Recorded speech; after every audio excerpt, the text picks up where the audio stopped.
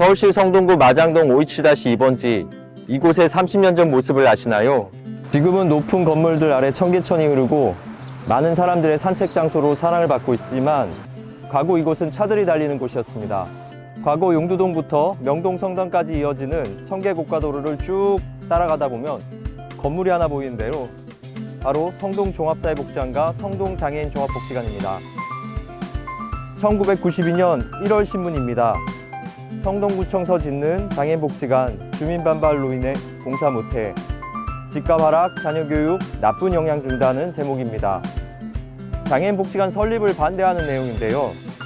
이에 성동구청, 지역주민, 복지관이 함께 논의를 통해 사회복지관과 장애인복지관이 함께 있는 건물로 짓기로 결정했습니다. 이렇게 두 곳의 복지관은 성동구로부터 성모성심수대가 위탁받아 1993년 12월 21일 탄생하게 되었습니다.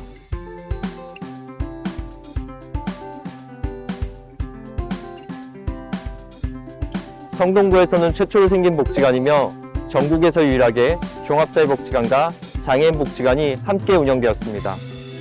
이번 이야기는 바로 이곳 지난 30년간 청계천을 따라 성동구 지역주민들과 함께한 성동종합사회복지관, 성동장애인종합복지관 이야기입니다.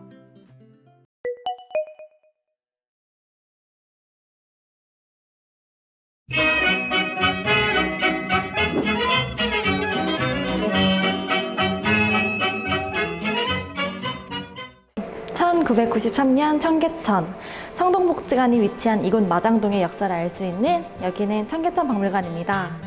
벽면을 보시면 전쟁 피난민들의 터전이었던 청계천변 큰 판처촌의 모습을 볼 수 있습니다.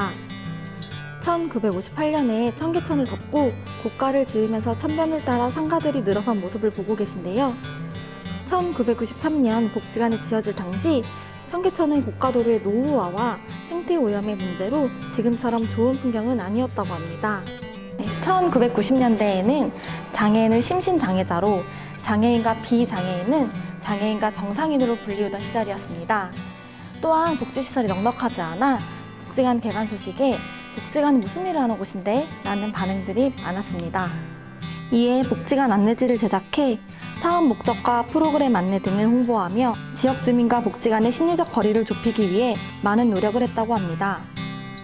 이렇게 시작한 복지관은 현재 지하 1층부터 6층 건물에 복지관뿐만 아닌 주간보호센터, 보호작업장, 발달장애인 카페, 아이꿈 놀이터, 방과후 교실, 그리고 어린이집 등 다양한 시설들이 함께 위치하고 있습니다. 요즘은 복합복지센터의 형태로 한 건물에 운영을 하는 기관들이 종종 보이곤 하는데요. 지금 생각해보면 개관 당시 기관 설립의 어려움이 전화위복이 된 것 같습니다. 다양한 서비스를 함께 이용할 수 있는 복합복지시설로 30년 전부터 트렌드를 앞선 기관이 될 수 있지 않았나 하는 생각이 듭니다. 관훈, 생명은 하느님의 은총이다. 노동은 생활을 풍요케 한다. 자립은 이웃을 기쁘게 한다. 세 가지 관훈을 바탕으로 1대 관장님이신 윤진기, 모니카 수녀님은 한 복지관 내에 장애인 복지와 사회복지를 동시에 설립하게 된 우리 복지관의 강점을 살려서 이 시대의 장애인과 비장애인을 유별하는 사회통념을 허물겠다 라는 말씀을 하셨는데요. 이 말씀 아래 개관 당시 복지관은 장애인과 비장애인 상관없이 지역 주민들이 이용할 수 있는 종합적인 복지 서비스를 제공하자는 생각을 하게 됩니다. 여기는 마장동 골목입니다. 개관 당시 장애인 종합복지관과 종합사회복지관 모두 어떤 사업을 진행하면 좋을지 고민이 많았습니다. 그러던 중 복지 마을이 마을의 주민에게로부터 나온다는 생각에 복지관을 나와 골목골목 돌아다니며 욕구조사를 진행했습니다. 지역사회 욕구조사를 바탕으로 노인대학과 노인의원, 심리검사 등을 진행했습니다. 1997년 복지관은 옥수분소를 개소하여 옥수권역의 아동돌봄과 지역사회 나눔을 3년 정도 진행하였는데요. 같은 지역의 옥수종합사회복지관이 개관하면서 자연스럽게 사업을 이관하게 되었습니다. 1998년에는 무료급식소가, 1999년에는 지금이 성모다움인 성모정신장애인 사회복귀시설이 개소하였습니다. 장애인복지관에서는 가장 먼저 1994년 장애인 직업재활훈련소를 개설하고 치료와 재활 서비스를 중점으로 서비스를 제공했습니다. 1998년에는 공동생활과정과 주간보호센터를 개소하여 다양한 사회, 심리, 신체, 정서적 재활 서비스를 제공하고 있습니다. 30년의 역사만큼 그동안 복지관에는 많은 변화가 있었습니다. 먼저 개관 후 5년 뒤인 1998년 12월 4층이던 복지관을 6층으로 중축하는 공사를 진행합니다. 증축 공사를 통해 장애인 복지관은 1층의 사무실, 사회복지관은 3층의 사무실을 사용하게 되었습니다. 이후 사회복지관은 사회교육에 대한 활성화와 외국인 근로자 한글교실, 독거노인 케어봉사단, 청소년 푸른봉사단 활동, 성동구 기초푸드뱅크 사업을 진행하면서 보다 촘촘하게 복지 대상자를 만날 수 있었습니다. 장애인 복지관은 2000년, 2001년 2개의 보호작업장이 부설시설로 개소하였습니다. 지역 주민과 함께하는 행사인 한마음 대행진 행사도 2002년도에 시작되었는데요. 2002년 월드컵의 열기가 가득한 서울의 거리를 장애인의 날을 기념하여 장애인, 비장애인 모두 함께 걸으며 월드컵 성공을 기원했습니다. 성동복지관 직원이라면 서로에게 이야기하는 말이 있습니다. 바로 해누리 갈까요? 입니다. 해누리의 뜻은 밝은 해와 온 세상을 뜻하는 누리의 합성어입니다. 2005년 해누리 카페가 개소하였는데요. 당시 테이크아웃 형식의 장애 운영 카페를 오픈을 해서 1차 산업과 제조 직종에 머물러 있던 중증 장애인들의 직업 영역을 서비스 영역으로 확대하는 가능성을 제시하였다고 평가받았습니다. 이후 현재까지 2개의 지점이 운영되고 있으며 직원, 복지관 이용자, 인근 주민, 직장인들에게 차 한 잔의 여유와 함께 휴식을 즐길 수 있는 명소로 자리매김하고 있습니다. 해누리 카페는 바리스타 전문 자격증이 있는 발달장애인이 근무하고 있습니다. 나름 맛이 아주 훌륭합니다. 같은 해 2005년 마침내 청계천 복원사업이 드디어 완료가 됩니다. 바야흐로 제가 2004년에 면접을 보러 왔던 기억이 새록새록 납니다. 그때 청계천 복개공사가 마무리된 시점이었는데요. 이런 환경의 변화로 성동복지관 주변도 왕십리 뉴타운, 왕십리 민자역사 개발 등 성동구의 변화와 맞물려 사업이 바뀌어 갑니다. 이곳은 2008년 증축공사로 지어진 신강 건물인데요. 이처럼 신축공사까지 진행되면서 지금의 복지관 모습을 갖추게 됩니다. 더 넓고 쾌적해진 복지관에서 장애인종합복지관은 치료사업과 직업훈련사업, 자립지원과 상담, 지역사회 주민과 함께하는 지역행사, 체육대회 등 장애인의 재활과 문화여가 서비스 향유를 위한 다양한 서비스를 진행하게 됩니다. 2009년에는 장애인 이동권 증진을 위한 보장구 수리센터가 개소하여 현재까지도 많은 이용자분들이 찾아와 주시고 있습니다. 수리센터 직원으로 기간 이용자인 지체장애인 당사자를 채용하였고 2010년부터 장애보장구 수리기술자 양성과정을 운영하여 올해 15기까지 50명의 수리기술자를 배출하였습니다. 본과정 수료생이 전국 곳곳에서 직접 수리센터를 운영하거나 직원으로 채용되었습니다. 이런 노하우를 바탕으로 전국장애인 수리기술자 기능대회를 구청장배로 매년 개최하여 수리 인프라 확대를 위해 노력하고 있습니다. 당시 성동 종합사회복지관은 이동목욕센터의 나들이, 성인배움터 나들이, 청계천 축제를 하면서 보다 많은 지역 주민분들과 함께합니다. 2010년에는 성동 종합사회복지관, 성동 장애인 종합복지관이 ISO 9001이라는 국제 품질 경영 시스템 인증 기관으로 인증되어 보다 체계적인 서비스를 국제 품질 기준에 맞춰서 전달할 수 있게 되었습니다. 2013년에는 장애인 복지관은 이용자 윤리경영 실천 선포식을 통해 이용자 중심 서비스에 조금 더 다가설 수 있는 계기를 마련하였습니다.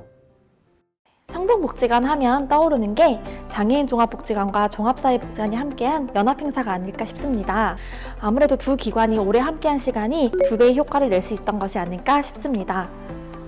지금 보시는 사진은 2013년에 개관 20주년으로 진행되었던 한마음축제 사진입니다. 규모가 느껴지시나요? 단일복지관의 행사라고 보기에는 좀 규모가 있네 하는 느낌을 받으실 겁니다. 이처럼 성동복지관은 청계천 걷기대회, 전통놀이 한마당, 기념식, 직원 연수 등 한 개의 법인 아래 함께 활동을 하며 시너지 효과를 내었습니다.